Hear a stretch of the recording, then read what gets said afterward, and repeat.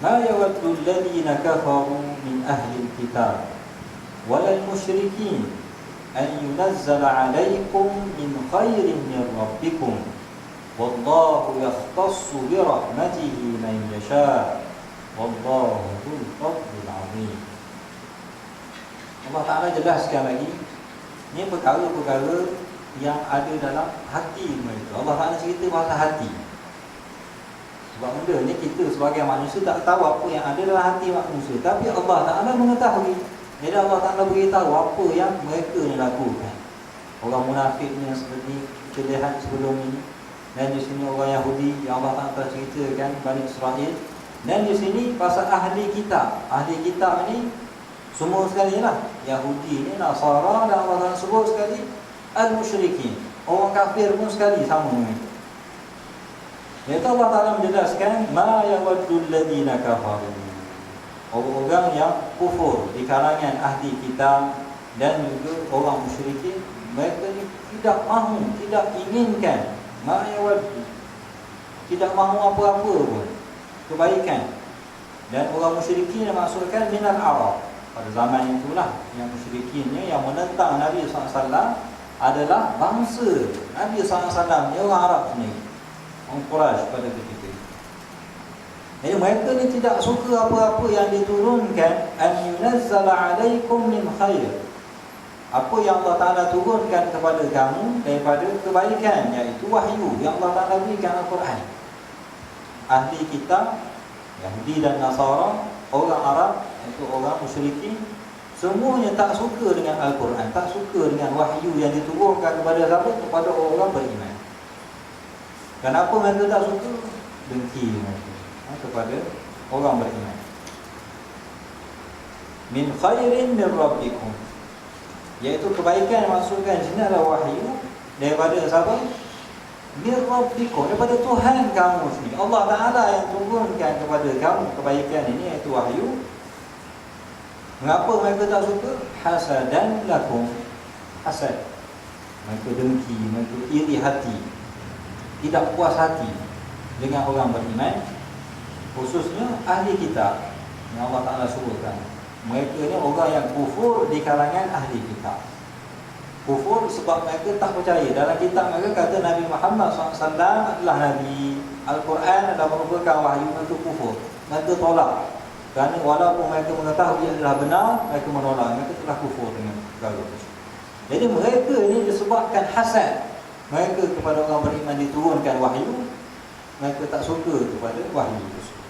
Bukan sebab wahyu itu benar, bukan sebab wahyu itu ada masalah, hanya sebab hasad, sebab dengki mereka yang ada dalam hati mereka tersebut. Jadi Allah Ta'ala jelaskan, wallahu yakhtassu bi rahmatihi, Allah Ta'ala lah yang memilih rahmatnya, yang berikan kepada sesiapa yang Allah Ta'ala kehendaki kenabian, nubuwatahu, memilih Nabi ini Allah Ta'ala yang pilih, bukan manusia yang pilih, ataupun bukan dengan angan-angan, bukan dengan cita-cita nak jadi Nabi, contohnya boleh jadi Nabi, memang tidak akan berlaku. Allah Ta'ala yang pilih. Dan akhir zaman ini, selepas Nabi Muhammad SAW, memang tidak ada Nabi.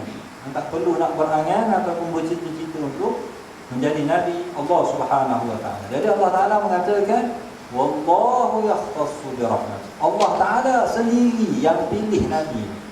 Bukan tanya malaikat siapa jadi Nabi nanti, tidak ada berlaku perkara tersebut. Allah Ta'ala sendiri yang memilih kenabian, memilih utusannya, siapakah yang layak di kalangan manusia ini yang menjadi utusan ataupun Nabi Allah Subhanahu Wa Ta'ala, man yasha, daripada apa orang yang Allah Ta'ala kehendaki.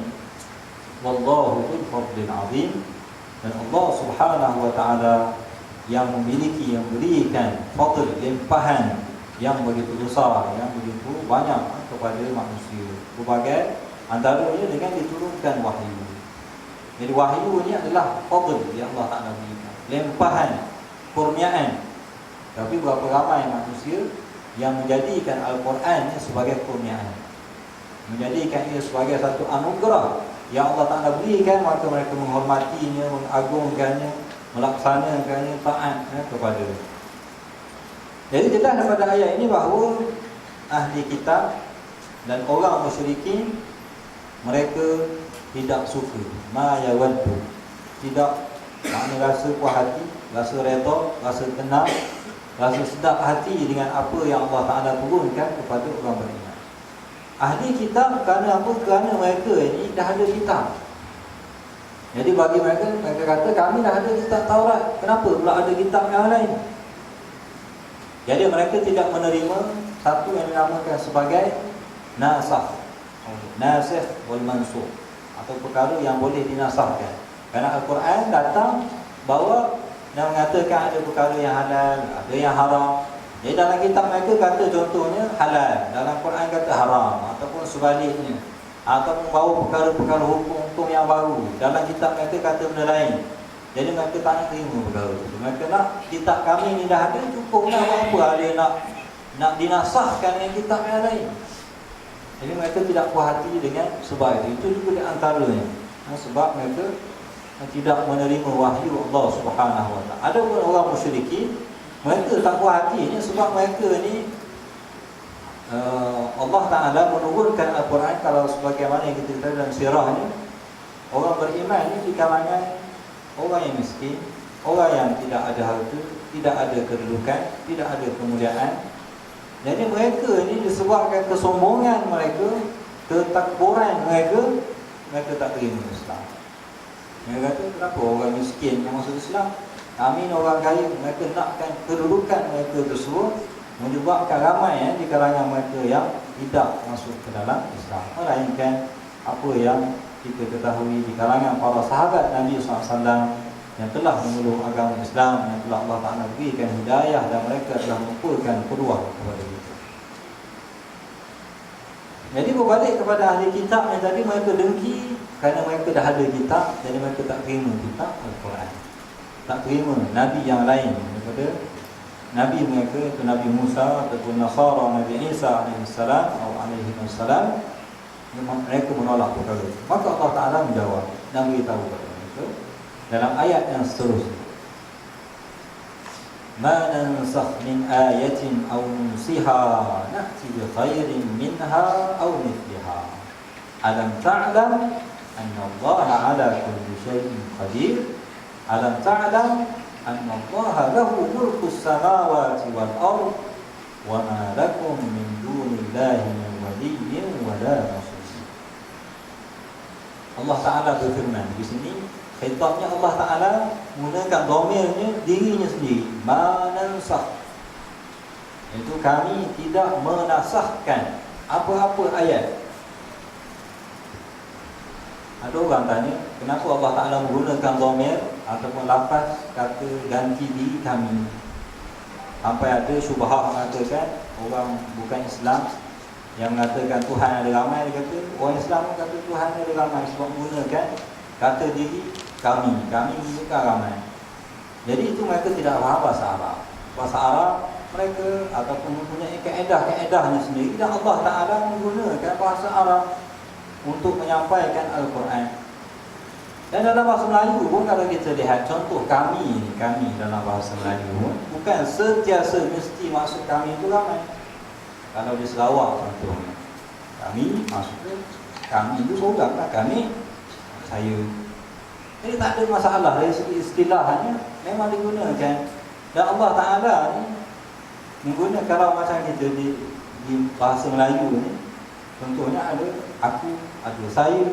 Tapi kalau raja dia tak guna saya, dia kata better. Jadi Allah Ta'ala menggunakan lafaz-lafaz tersebut bukan menunjukkan ramai. Jadi salahlah siapa yang mengatakan kami itu maksudnya ramai. Jadi Allah Ta'ala itu adalah yang Maha Esa, wahdahu la syarikalah. Siapa yang mengatakan ramai, dia telah melakukan kesyirikan, tidak syak lagi. Ini maksudkan kami adalah Allah Subhanahu Wa Ta'ala yang Maha Esa. Dinamakan dalam bahasa Arab sebagai Nun Al-Azamah. Nahnu Al-Azamah, maksudnya macam better. Itu dimaksudkan dengan nahnu dalam bahasa Arab. Jadi kalau seorang, contohnya kalau dalam dunia akademik, apabila seorang pelajar tesis, BA, Master ataupun PhD, tidak digalakkan menggunakan nahnu, kami. Guna lafaz ini adalah besar. maksudnya azamah, mana kami, seolah-olah ni better. Tapi gunakan dhamir ana, saya, menunjukkan diri dia yang lemah, yang kurang dan sebagainya. Jadi situ mempunyai dalalah, jadi ataupun kata-kata bahasa Arab yang perlu dipahami sebagaimana yang Allah Ta'ala maksudkan, dan bukan sekali-kali dimaksudkan ramai. Jadi di sini Allah Ta'ala menggunakan dhamir tersebut, kata ganti diri, ma nansakh, kami tidak menasahkan daripada ayat-ayat ataupun na'muru binaskhiha, maksudnya nansakh iaitu kami perintahkan bahawa ayat ini dinasahkan, dimansuhkan. Dalam bahasa Melayu dimansuhkan. Aw nunsiha ay minan nisyan ay nunsikaha ay nathuha min qalbika. Maksud nunsiha, maksud nunsikaha, kami lupakan. Mana kamu dah hafal ayat ini tapi kami lupakan, hapuskan, hilangkan ayat tersebut. Itu adalah kerja Allah Subhanahu wa taala. Nathuha min qalbika, kami hilangkan, hapuskan daripada hati kamu. Jadi itu adalah juga dimaksudkan sebagai mansuh ataupun yang dinasahkan, yang dimansuhkan. Tapi bila dimansuhkan, Allah Ta'ala menjelaskan na'ti bi khairin minha, kami bawa yang lebih baik daripada itu. Ada hukum akam, kemudian dibawa dengan hukum yang lebih baik, anfa'u minha, yang lebih bermanfaat, yang lebih berfaedah daripada itu. Atau misliha, ataupun sama tarafnya, misliha. Alam ta'lam anna Allah ala kulli syai'in qadir, tidakkah kamu mengetahui bahawa Allah Subhanahu wa taala mengetahui segala-galanya, dan Allah Taala berkuasa di atas setiap sesuatu. Jadi ini pertamanya pada orang Yahudi, orang Bani Israel ataupun ahli kitab. Orang Yahudi yang mengatakan kami ahli kitab Taurat, macam mana boleh ada Quran? Maka Allah Ta'ala kata, dia yang mencipta kamu, dia yang menurunkan wahyu, apa masalahnya untuk dibawakan kitab yang baru?